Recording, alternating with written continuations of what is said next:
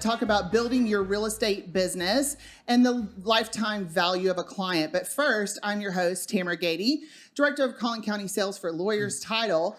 If you like our discussion today, well, you're going to love my escrow team. So I hope you'll give us an opportunity to earn your business. You can reach out to me on any of my social media platforms, but we'll also make sure that you know how to reach me via text or phone call or email or any other way that you want to try to get a hold of me today. I'm very excited to have some guests on our show today. Steven and Lena McCoy are husband and wife power duo with the Real McCoy team at Remax. The office is in McKinney.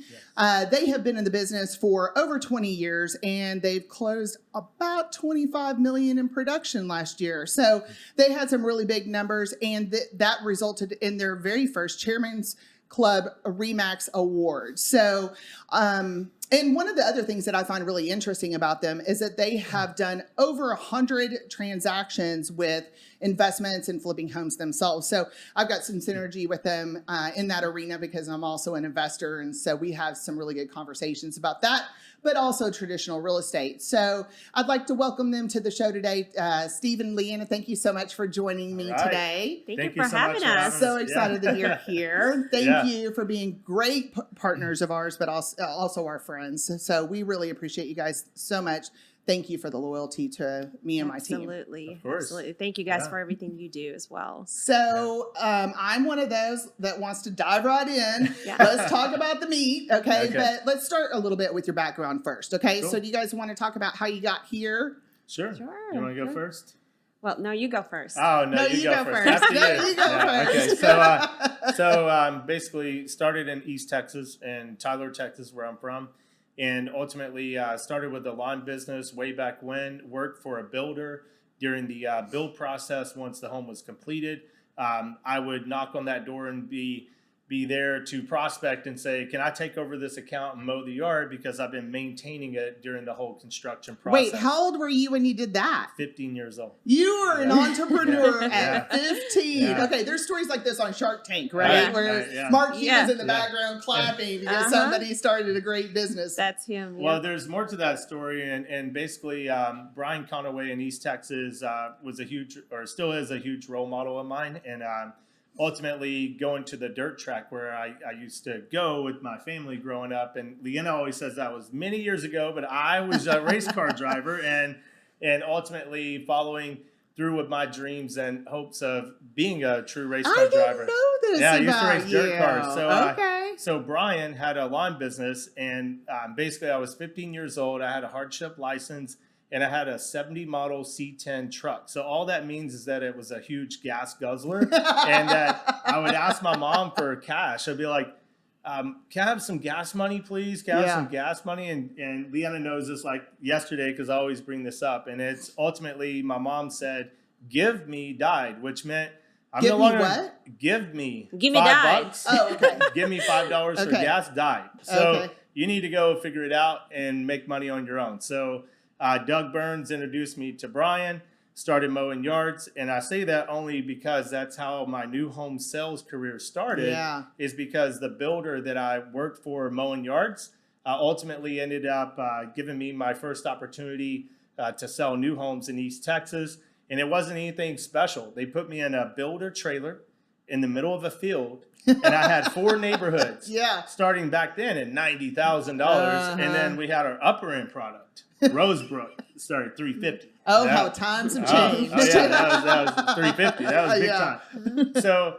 So that's really how I got started. Conaway gave me a 3-ring binder by Bob Schultz that's called the New Home Sales Specialist. And they gave me a pat on the back and said, go get them. Good luck. That was it. So that's how I got my start in new home sales. And then transitioned to residential real estate. Me and Leanna moved to DFW in 05, 06 time. We got married in 06. And from there, I kept trying to get my start here as a new home sales rep. Went on to work at several builders around DFW and found that ultimately realtors would show up with their client and they would introduce them to me, the new home sales guy. And then I'd never see them again. And they drove amazing new cars. Yeah. And I thought they made all this money. And they didn't do anything. And they didn't do anything, right? And so I was like, how do I get on the other side of this desk and get out of this new home sales business where I'm working 10 to 6, 5 days a week? Yeah. I didn't know that real estate agents work 24/7. And you spend 90% of your time procuring the client. The actual getting the client to do business with. Because guess what? You already know this. After you get out of Champions or whatever real estate place you go to, you get your license. You don't all of a sudden get all these phone calls. Hey, please sell me a home. Please be my realtor. You know, it was and what do you actually know about real estate once you graduate real estate school? Oh my goodness. Basically, how to write a contract, barely. Barely. So that's kind of my start into the business, and Lena and I, we've been doing this a long time. Started in new home sales, and then to residential resale, and then when the market crashed, to your point about flipping 100 homes, we had to get creative. Pivot. And like last year that was popular, but during the crash it wasn't so popular. It was more like survival. It wasn't these fancy terms and deferment on all your payments if things hit the fan. It was foreclosure and people were being evicted or kicked out on the street. Super sad and we started working with investors and quickly, just like the new home sales role, I was like, how are they flipping these homes? So a guy named John introduced me to his whole team, the hard money lender, the contractor, all the people in the process. And I simply just plugged into their system and started procuring my own leads that I was already doing and finding those homes and started flipping them. Yeah. And we did our first flip and we thought we were big time. Big time. Actually, I learned very quickly you want to hire people to do the work because when you do the work yourself, you're not taking the phone calls, you're missing opportunities. And I found myself out there rolling paint on the wall instead of taking phone calls. And we quickly realized that we need to budget better to afford the true experts to do the work. And I think that's something that, because I'm an investor too, which you guys know, and I just did a big reno project on a lovely piece of property I bought. It wasn't lovely at the time. It is now. Nice. And, I struggle with this all the time because, and this is kind of off topic, but we'll circle back. I've got a lot of my realtor clients trying to talk to me about short-term rentals right now because everybody's making buttloads of cash off the short-term rental. But when you have a more than full-time job and I manage my own household and I've got investment properties and, you've got all the things at some point, you do kind of have to make that decision about where you're going to put your time and your resources and what is a good placement for that. Right. And you guys are married. You've got a wonderful daughter. She's gorgeous, by the way.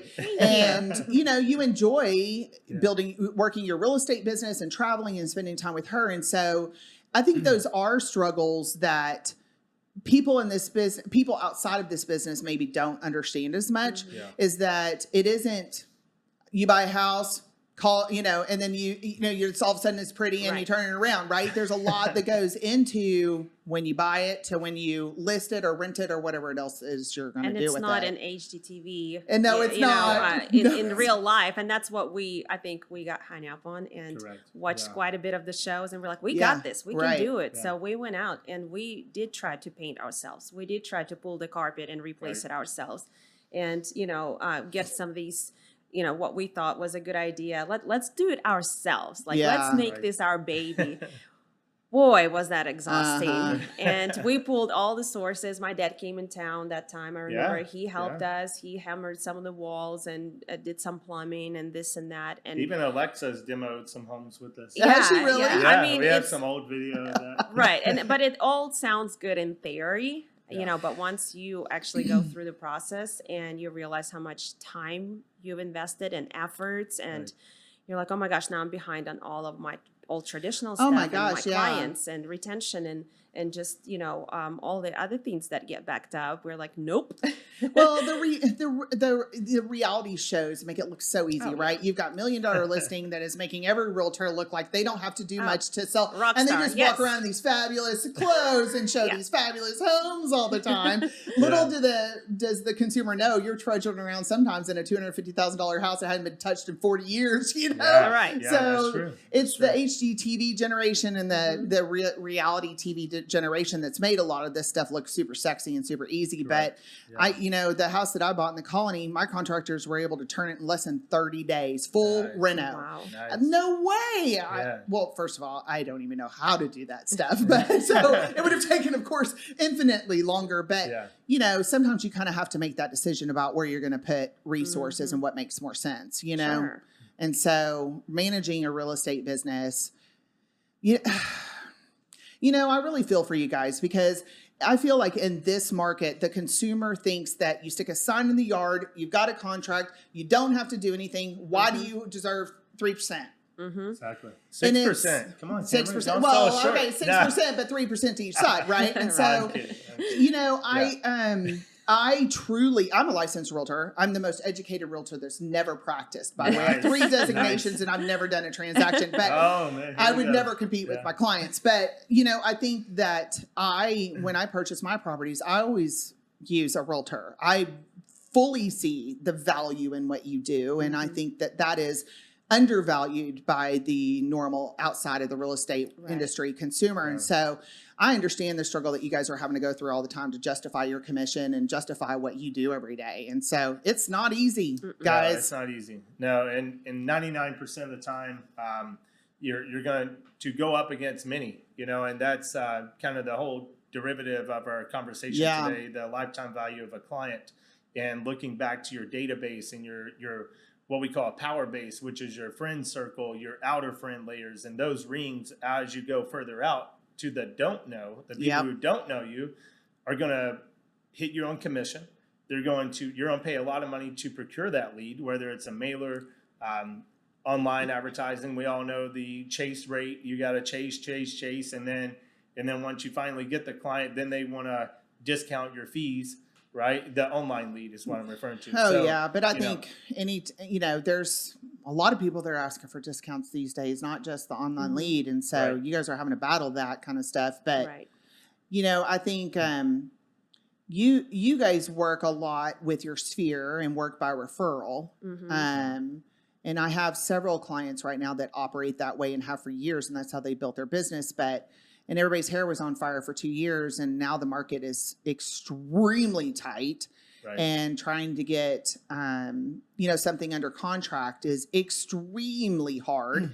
And so I'm having a few sad conversations with some of our clients that just don't have anything in the pipeline right now. But somehow you two are managing to keep it rolling down the road. And so I wanted you guys to share some of, let's talk about how you guys manage your leads and conversion and and your sphere and keep referrals coming in the door, right? But real quick, we want to touch on Lena and how she got into the business, because I think the flips we kind of skipped over. I'm so sorry, Lena. We went into the flips. I was like, good. I'm a terrible host. I didn't even flip it to you. So the flipping homes, whenever we were flipping all these homes, whenever, let's say I would go on a signed call and I would go out and I would make the offer and buy the home, where there's a contract to close process. Lena was heavily involved in that from the very beginning.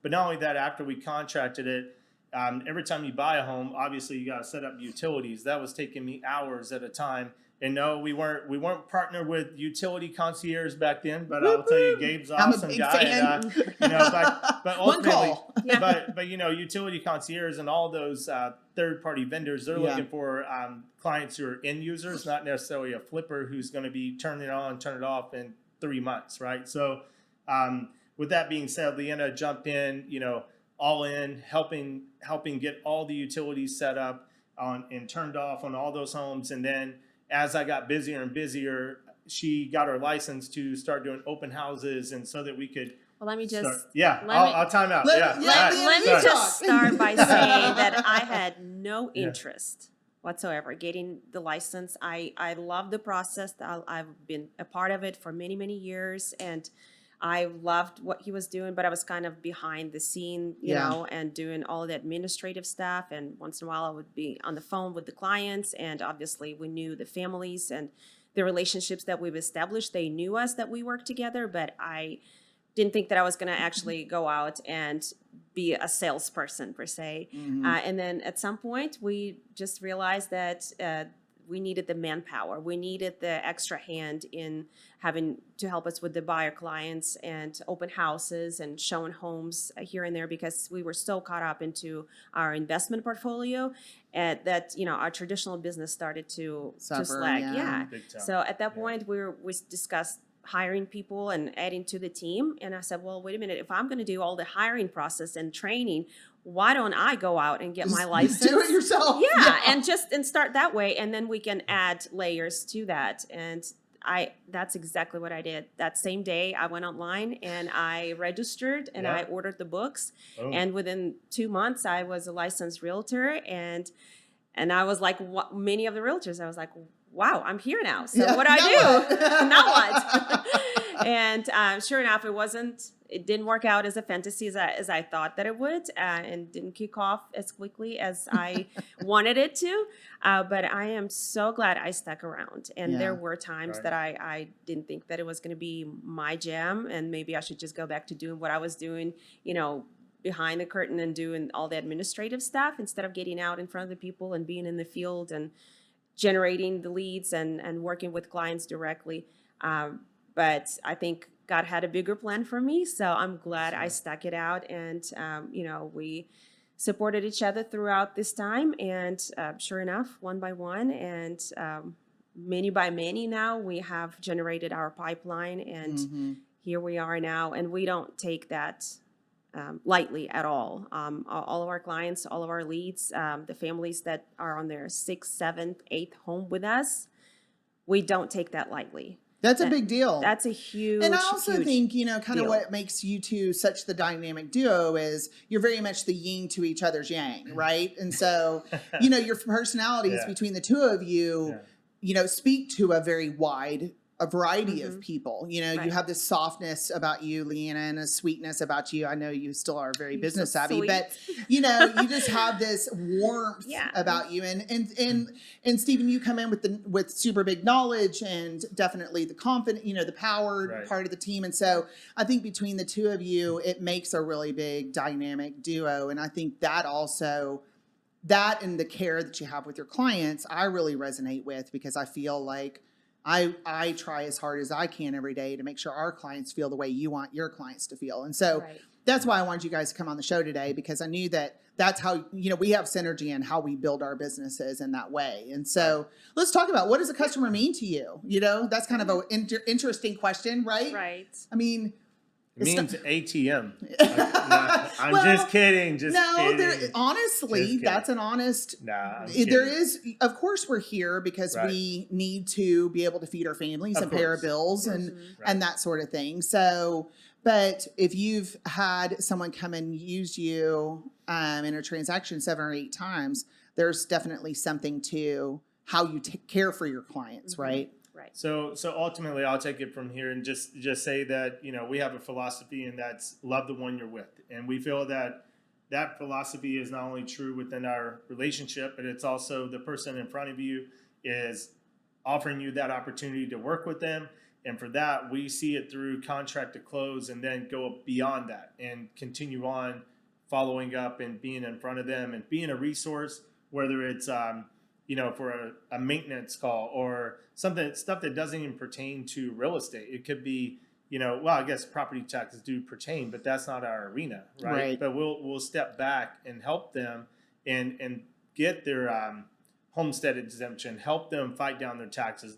I don't think we'll be able to help this year, but you know, in the years past, that was a benefit. And you know, I'll just say that, you know, from the time that we meet someone, if they're a good fit for us and we're a good fit for them, then we'll do whatever we can to help them. And some people are there for themselves. And like I was talking about before, jokingly about the ATM, people that are in this business for the money will not be in the business very long. Agreed. It's 110% commitment is where we come from. Yep. And that's how we run our business, and we're all in. We don't, you know, we're not dabbling in a lot of things outside of real estate. Everything that we do is under the umbrella. So if it's flipping a home, that's still real estate. I'm a licensed lender now, so that's still real estate. We're not going to open a shop tomorrow to sell bicycles. You know, we're staying within our arena of real estate, and we're all in on that. So, and our clients see that from day one. And another thing that I want to touch on is that we'll help somebody, whether it's a $70,000 property or if it's last year $4 million, $4.2 million, 22,000 square foot building in downtown that Leanna and I worked on to help an NFL client. Nobody would touch that deal because of our relationship with the hard money lender. Through all those flips that we've done, we're able to put those two together. And that hard money lender doesn't loan on commercial property. They went on my introduction to that person. Of course, they put down 50%, but no other lender. We got 6 months into the process and it was denied over and over again. So many times I ended up having to go to the doctor with migraines because it was just so much stress. It took me 6 months to close it, or it took us 6 months to close it. And every day it was a bust. Mm-hmm. And we saw it through. But that client, since 2007 or 8, when I met one of the business partners in that purchase, since I met him, he sent, I can't even tell you, probably 20 plus referrals over the years. So there's no way I was going to give up. Yeah. Including his mom, including everybody he knows. There's no question. He just says, call my guy. Yeah. And it comes back to like, after that property was even closed, like a month later, he called Steven and he said, hey, we need help with CO. Well, CO, certificate of occupancy, is really outside of our jurisdiction, but we didn't just drop the ball. We always think of ways how we can bring the value to our client. It doesn't matter if it's within our power or within our circle. We'll go out and we'll get the answers. We'll find out. We'll make the calls. We have enough knowledge and enough resources that we can find a way, no matter what it is. Like, there is nothing that's off limits for us. And I think that's where I draw a lot of synergy with you guys too, because I do a lot of connections as well. I don't always have the answer for my client, and that's okay. Yeah. I learned a long time ago, I don't have to always have the answer for my client, right? Yes. And if I did it, it's you can't be an expert in all things, right? But if you've been doing this for a while, you've recognized where you need to build networking connections and be able to have resources, whether it be an attorney or, anything else for that matter. A plumber. I mean, we get calls after the home closes, who do we need to use for alarm? Well, here are your options. Like, we have all that, all that data, so we can easily plug in and just refer them. And that just comes from years of experience. That does not come with, just us Googling the information and just getting somebody, to them. We don't refer anyone unless we're confident that. No, of course, because that's your name behind the referral. Correct. And we've won. I mean, we've been building our wholesale and investor business for a good almost 2 years now. And, a lot of the stuff in that world is very complicated. And there's a lot of title companies that can't close those type of transactions. We've worked through all the bumps in the road so that we can figure out how to close it, right? And that that being able to close that unclosable deal has turned into a solid relationship, which turns into referrals, which turns into more business, which turns into, it's just like a domino effect. So I think problem solving, being a problem solver, being able to see the challenge and figure out what the solution is a huge value to your clients. And that's part of the reason that we're able to keep our referral business coming in the door, right? I agree. So if you just say, I don't know, good luck. Yeah. Sorry. Can't help you here. Can't help you, So being that resource and being able to have the database of connections, vetted connections, right, is a kind of a big deal to keeping somebody. Sure. Absolutely. I think let's talk about how you do market to your sphere and how do you stay top of mind with your clients that aren't in the middle of a transaction, because that's a big deal too. Right. So, Leanna, you can cover a couple of those, and then I'll jump into the rest. Yeah. Because you have your favorites and I have my favorites. Yeah. So we do separate things. Her favorites are more. Go ahead. I'll let you cover. Well, the difference is that we do different things, but we go towards the same goal. So at the end of the day, we check each other and we kind of see where we stand and, how close are we getting to our goal and, our business goal or our personal goal or whatever it is. So with the clients, I typically do a number of things, and the thing in this is the consistency. Of course it is. Yeah, you got to stay be top consistent. of mind. Yes, and so we have a newsletter. We have social media. How often does the newsletter go out? So it's once a month. Okay, and is that by mail or is it electronic? It's electronic. Okay. I do electronic.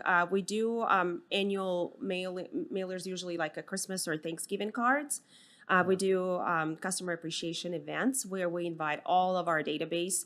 And here's the thing. A lot of times realtors think, like new realtors or even seasoned realtors think that they have to have this enormous database of clients to be able to do any of those things. And you really don't.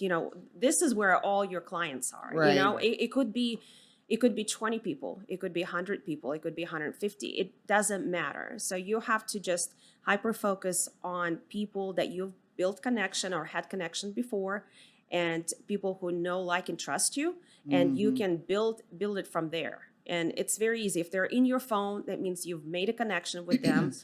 At some point, you've built a relationship, you've had business with them. So focus on those people. For me, I don't do cold calling. So for me, it's very difficult to, reach out to someone I haven't met before. And so that's kind of where we differ. But what I do with our clients that are past clients is, with the newsletter, the social media post outreach, that could include serious things, happy birthday.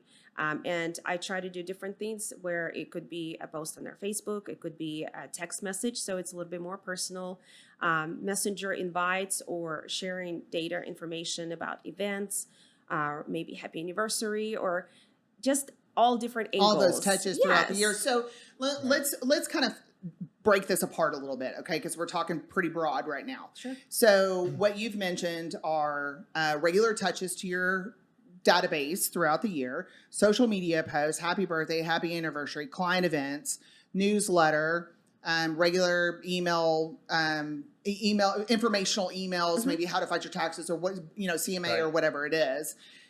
Do you have a schedule for how you send these things out, or a schedule of how often you do a client event, or where you might have it? So can we talk about kind of the meat of each one of those things a little bit? Because I think it's an important touch point. And talking about consistency means you have to be doing this at certain times throughout the year, right? So absolutely. Can you kind of break that apart a little bit? Yeah, so of course we have a schedule, and we try to stay within that schedule. And sometimes it could be a day or two here and there, but it is very important to just go ahead and get it done. How often do you touch each person? Each throughout person, the year, in a year span, okay? It differs really because, like I said, what I do, with social media and, electronic touches, then Steven can pick up, and every other month he could pick up the phone and call them. Yeah. Or, we're in the area, we could actually stop by and knock on their door. So each client is different, but we do try to make it a point to reach out to every one of them. And it could be a random thing. Hey, we talked about, certain furniture piece, and then we came across it and we're like, oh, took a picture and sent it to them. So it's not just all real estate related. Yeah. It's what is it? Ford, right? We talk about Ford. So a little to unpack that a little bit. So using that newsletter that's through, everyone has their own company website, if you will. So within different companies, like ours is Remax, right? So Bouge has, a template, just a traditional newsletter. Look, guys, we're not trying to get them to read it. It's just simply seeing your name and thinking of you. Okay? Of course. So it doesn't matter what it says. Yep. It's just getting it in front of them. So don't get analysis paralysis and need this perfect newsletter. Nobody's going to read it. So it's just simply getting it through their email. So that would be monthly. And then to Lena's point, the pie event, the customer appreciation, that's obviously in Thanksgiving. Last year, Lena took that initiative and made that her own and really made it really nice. We took pies from Costco and then she added her. No, later. you weren't from didn't. Costco. They were not from Costco. No. They were Norma's. They I'm were sorry. Norma's I'm sorry. and that They is were a really Norma's. That's a big My difference. My It's bad. huge. See, I was fixing to say, I if didn't you do want it. a Norma's pie, you I better didn't be a make it. McCoy I know. client. We talked about, apologize. should Yes. we go, we trout. And Yeah, you're right. I'm glad It we was a did. Norma's famous pie. Yes. Now I stand corrected. See, that's why there's yin and yang, right? So, okay, so then birthday is obviously, it's when their birthday is, that's yearly, right? So, Yeah. So to unpack that, it's monthly newsletter, Okay. annual customer appreciation. Got it. And then take that a step further, look for their birthday, look for them on social media. You should always have your database or obviously your friends, your real friends on Facebook, including all the unknowns that are friends. But we won't go there. That's a whole nother topic. So that's pretty much texting them. Leanna has more a personal touch with her clients. So on my side, it's more like automation, like just doing like a slide broadcast, doing that at least once per quarter. In addition to that, mixing it up with like Lion's Desk to drop a mass text, whether that's a video text or just simply a text message, right? And just getting in front of them. And then the phone call. So Leanna was still on my thunder with Ford. So Ford. So do you know what Ford. I was talking about? Ford. I don't. Okay. So my long time ago, Hoss Pratt talked about this, and it's Ford, which is not sure. I'm sure Hoss swiped it from somewhere, so I don't know where it came from. But Everything's I use it. plagiarized. So, There's no original thought. So it is what it is, right? But Ford stands for family, occupation, recreation, and dream. So it's ring, ring, hello. Hey, Tamara, how's your family? Let them talk. Hey, how's work going? Got it. Hey, what are you guys doing this weekend? Okay. Hey, you guys dreaming of the next vacation? What does that look like? Hey, you guys, this is a big golden nugget right here because I have never heard of Ford before. Now, these two surprise me quite often and come up with something I've never heard of. But Ford that's a big golden nugget. I think that's a great way because a lot of people call and they're like, hey, just checking in. And I don't really have anything to say. Yeah. Hey, send me a referral. Nobody wants that guy. Who do you know who's buying or selling a house? Right. But Nobody wants to take Ford that guy. gives you some intentional conversation when you pick up the phone. Right. To your client. So the next time I call you guys, I'm going to say Ford and we're going to go Yeah, through family occupation. So ultimately, That's right. Wait, what's the? Dreams. Oh, dreams. Dreams. So- Okay. Yeah, like it could be like, what's your plan or what's your goals for It your doesn't life? have to What be dreams. are you guys thinking about doing? I And love it's Ford. What's coming up next for you guys? Okay. And hey, we were thinking of listing our home and selling it so we could go to Cabo for a month. Yeah. Well, I'd be the perfect guy for that. Yes, job. you Yeah. would. I like that. And so, So, because we all experienced a tremendous amount of growth, in the last couple of years, and we talk about it all the time.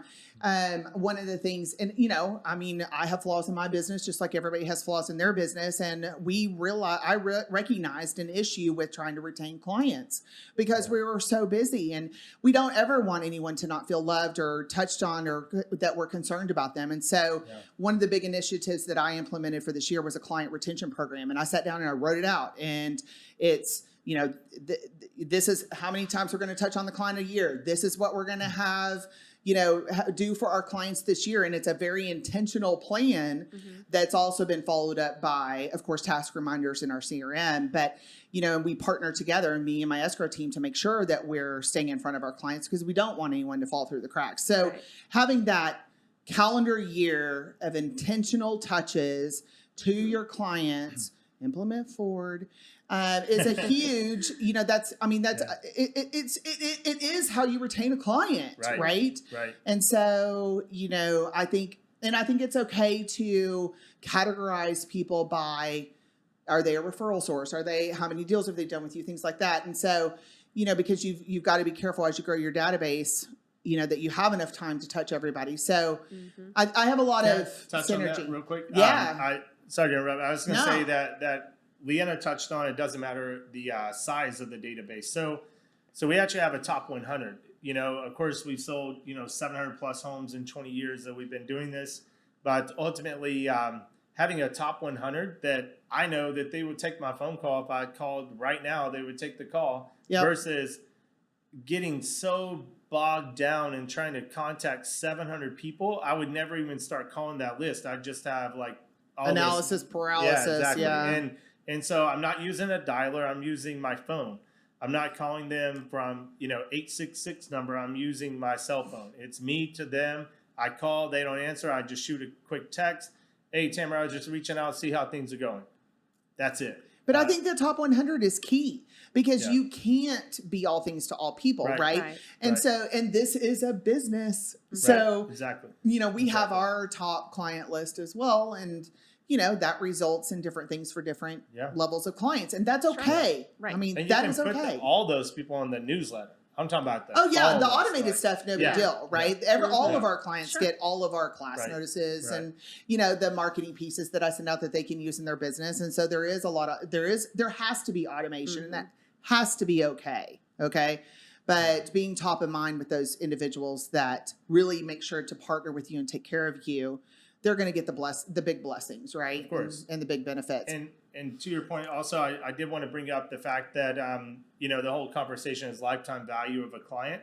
So last time that you closed a home, there's a company, I always say it, Door, the guy, his whole story, the guy who created Door said that his mom bought a home, the realtor closed on the property, and they never heard from him again. And so it left this. How many times have we heard this story? So there's a lot of terminology for that, but I'm going to keep it PG here. And I'm just going to say that ultimately, after a person closes, that's just the beginning.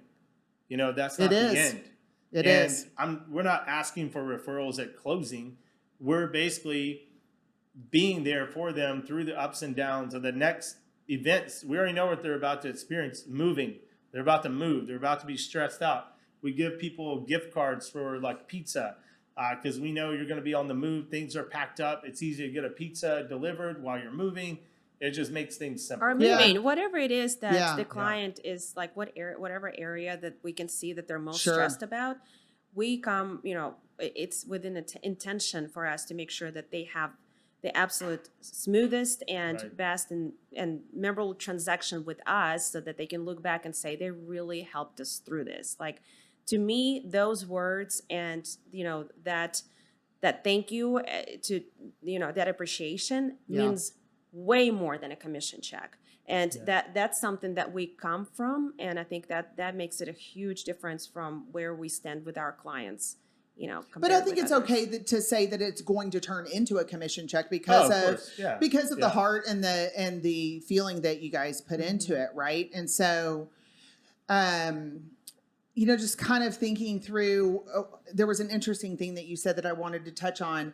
You're in tune with the struggles that your clients have throughout their year or years or whatever it is, right? Yep. And so I think while a lot of people rely on a lot more automation than I would for my business, because this is a relationship business and it is important to touch people, sometimes picking up the phone like what you're doing is super important. You're not going to hear that someone's wife is, you may hear about it on social media, but you're going to really affect them if you pick up the phone and call them. I had a client, I was doing a lot of text, happy birthday, because everybody's busy.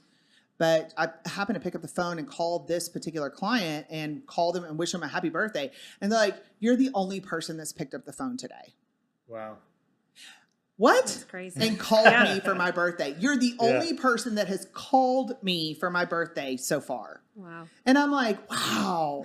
What a place and time that we're in where the Facebook happy birthday and the text message happy birthday, I'm not, of course, like I said, we talk about top clients and how we, interact with people, but I think sometimes taking away that automation and just having that touch with somebody, that human contact with somebody is going to unveil,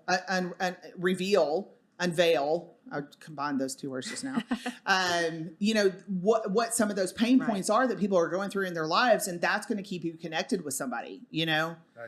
If you just send a text, hey, I hope you're having a great day, you would never know. Right. They probably would never tell you what's happening. Exactly. Not everybody. Next time someone has call reluctance or reluctance to go through their database and build out that list, just put on a piece of paper, the last closing, for example, 3% of 500 is 15 grand. We all know the math, but multiply that on 3 times. That's 45 grand. So you willing to pick up the phone and call your database to make lifetime value 45,000 for that client? If you don't, another agent like me will. Love it. I agree. Send it on. Just send it, Steven. That's it. I'll gladly take it. Okay, so kind of, and we have kind of talked about the basics and kind of, how you are marketing to your sphere. You did start up your podcast again. Yes. Which I think is obviously pretty cool because we're in the same place as your podcast. Real news. Hashtag real news. But, I really like the fact that, and that is a touch point. Your podcast is 3 minutes. Yeah, short. Here's a pain point, or a challenge. Here's a solution. Here's what we think. Yep. You did the one about our open house is dead. I've watched every single one of them. Oh, thank you. You didn't comment or like. Yes, you did. I actually do. She did. That I like and comment. He always says that to his mom because his mom goes, I saw y'all's pictures. And she goes, well, you didn't like them. No, I actually. She said, I do like them. I think I comment on every single one of the ones that I see, which I think is most of them. We appreciate your support. Of course. No. But what I really like about them is because when you kind of look at the analytics of how long somebody watches a video, it's like, well, it's for sure less than 5 minutes, but it's more like 2 to 3 minutes. And so I think what you're able to do in a very short amount of time is position yourself as that real estate expert to the people that do know you and to provide continuous value. So I think I love what you're doing with that. I'm a big fan. Thank you. Thank you so much. That was the goal. We used to do live at noon on Fridays, and it was just so much stress, like making all that, putting all that together and having a guest on the show and doing all that stuff. And I have no idea what you're talking about. So ultimately, our goal is to provide value and help somebody through their journey, whether they work with us or work with another agent. That's their own decision. But we're going to do our part to provide value and reveal all the pain points that we went through. I mean, personally, buying, fixing, and flipping over 100 homes, you think that we haven't experienced the same problems that a would-be seller or a buyer is going to experience? Hello. I mean, we've done it. We've done it not only 100 plus times, but also in our own personal homes. When we went to move out of our home one time in Grand Prairie, real funny story. We had the movers set up at 8 a.m. My brother was actually there to help me, and I went to the gym one last time because I was going to work out and then help them move. But so I get there and I hit the garage remote. I'm rolling in the driveway. They're all standing in the driveway. It's like 8 a.m. I hit the garage remote. Nothing happens. I'm like, what's going on? Well, we had turned off the utilities that day because we were moving out. Uh-oh. Well, they turned off the utilities, all right, at 8 a.m. Uh-oh. So now I had to pay for a locksmith because Leanna had already went to Dallas and to work. So, I mean, it's those things that you don't see that on HGTV. You know, the reality is you want to give yourself a buffer, get moved out, and then close the utilities, or set them up 3 days after you're planned to move out. Yeah. What if it rains? What if now you're going through that whole headache of the utilities? I'm hung up on utilities today. I'm not sure why, but no, but I understand what you're talking about. Every time I butt, buy a house, I forget, because it's a rental. I'm not living there. I forget to turn on the water and the electric. Contractors are showing up and they're like, "Hey, we have no power." And I'm like, "Yeah, no, you don't." You didn't bring your generator? So I think a checklist of all of these things that nobody thinks about is a really good marketing piece for you guys. We used to have one a long time ago. Yeah, in our office, it was on the back of the file. So in new home sales, we had these big 18 by 11 folders, and I still use those sometimes. Actually, I built one yesterday. It was kind of fun.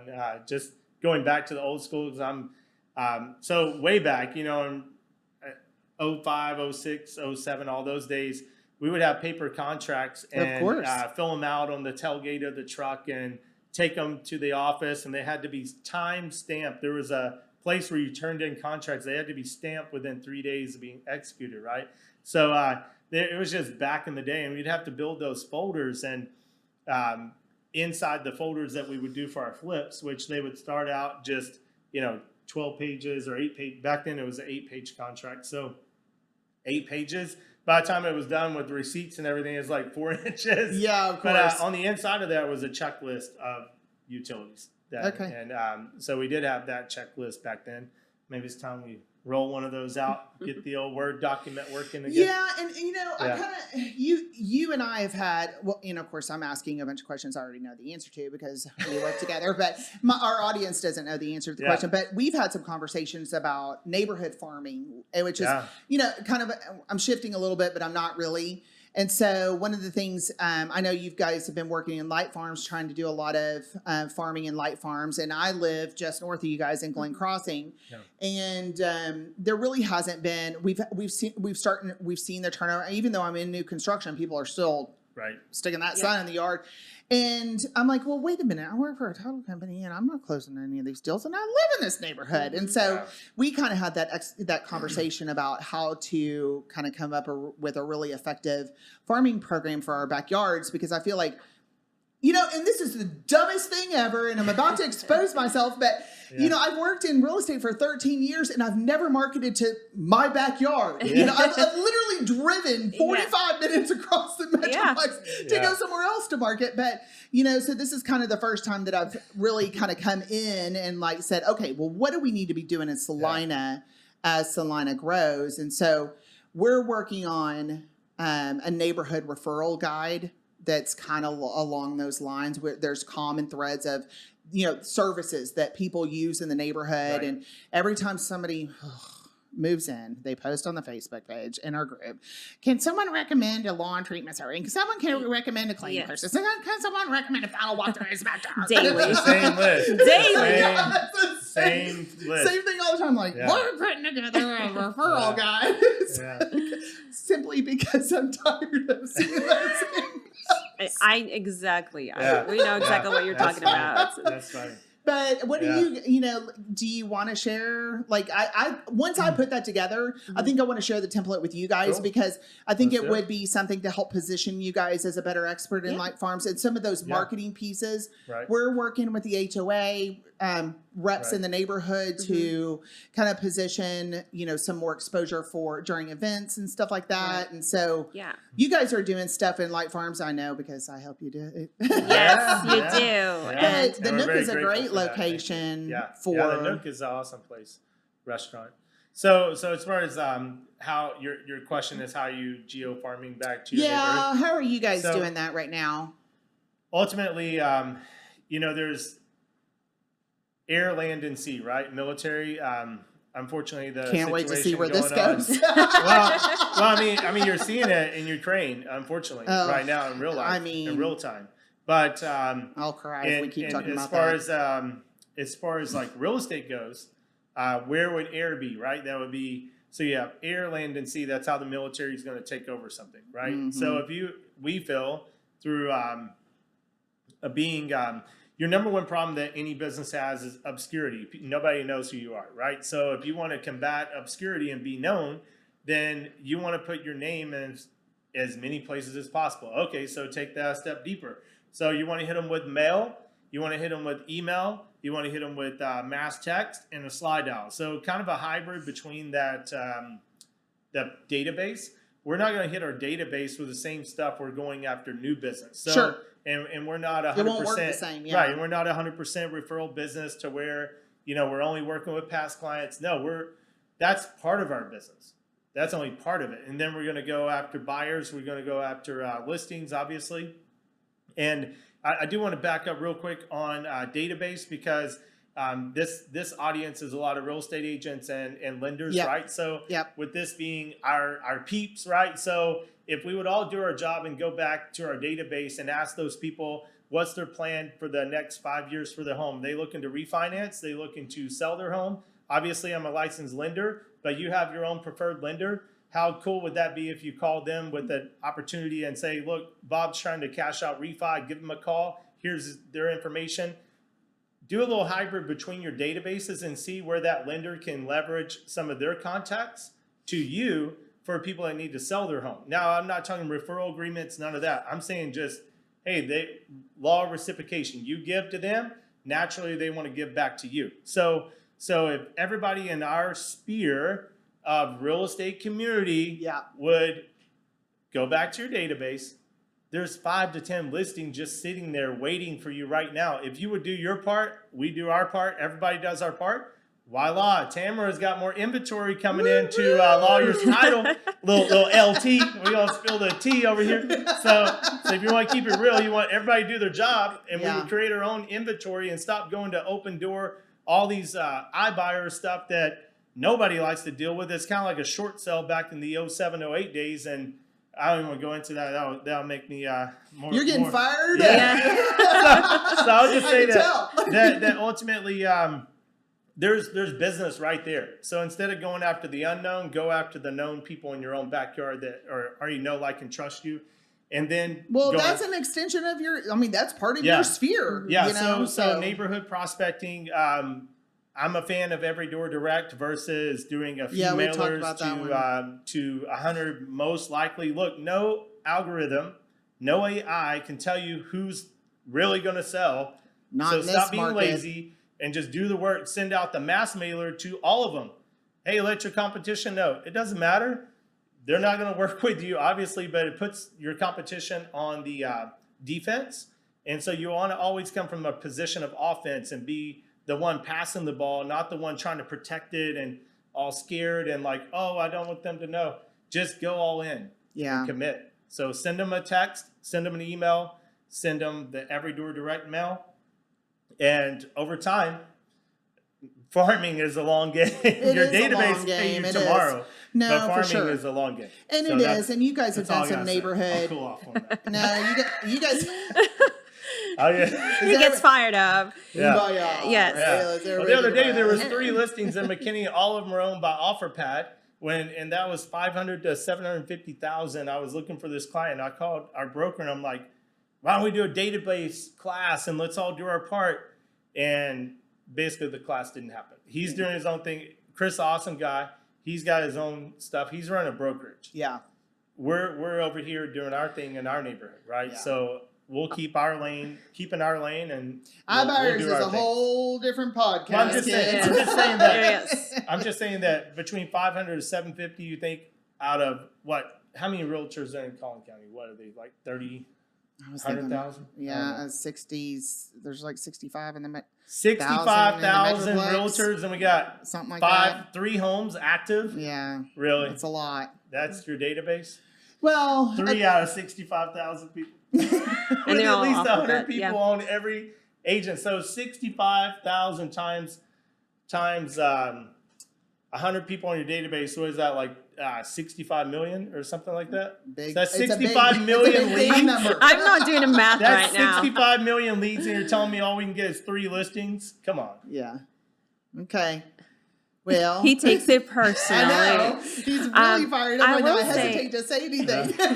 No, but also there was one more thing that I kind of keep thinking about to mention, but getting the basics. Okay, so like your website, your social media platforms, and we actually recently have had a company, social media company that had come in and connected all of our social media platforms. Did they come in and do an audit for your social media platforms, which I think is really cool? Yep, LinkedIn, Instagram, Facebook page, YouTube. We're starting to get that going little by little. It takes time. That's why we're like, we finally just gave up and, throw in a towel and say, hey, we need help. We need somebody to come in and get this done for us. So the way that it's being done, that it's done set correctly, because we all know that we are getting more and more relocations, into this area. So we actually get calls now that everything is set up with Google My Business.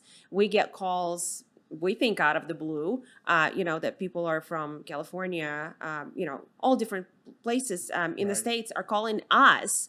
We don't question them how they found us. We just know that we are somewhere on the platforms, and whether it's the Remax International, whether it's Google, we have placed the geo tags and all this other, set of verbiage of things that are in place that I'm not an expert in, and I'm not going to claim to be, but it is now in place that we actually we get calls now instead of us going after these relocation leads because we have those systems in place. And I think that's a really and it's unfortunate to me in my mind that this is a golden nugget, but it really is because I had to start going through my Facebook friends. And so the way that I do that is I go through the birthdays every day. And I look at each person because it's easy to do. There's 5-10 birthdays a day. It doesn't take me long to go through and figure out who these people are. And I cannot tell you how many times I have to dig deep, and I only go so deep, into somebody's Facebook page to find out that they're a realtor. Mm-hmm. It's not on their workplace. It's not in their background on their cover photo. They don't post anything real estate related. There's some link embedded in their about page that sends somebody to their web page, and that's it. And I said, so the secret realtor thing makes no sense to me. Okay, the secret business person, salesperson, entrepreneur, anything doesn't make sense to me. Secret agent. So I think that that's one thing to do is shore up your social media, because you want to make sure that people know who you are, what you do, and that needs to be extremely clear. Yes, very clear. Okay, very clear. So I think that's a great place to kind of wrap up for today. Let's leave them with that golden nugget. Go. Awesome. Could you please go tell people you're a realtor on your Facebook page? Or don't do that. Just leave it the way it is. I'm sorry. Yeah, I'm with Steven because I like it when my competitors don't do things too. So I'm leave with it you there. All confusing. So I'm trying. And don't call your database. Don't call your database. It's a scary place.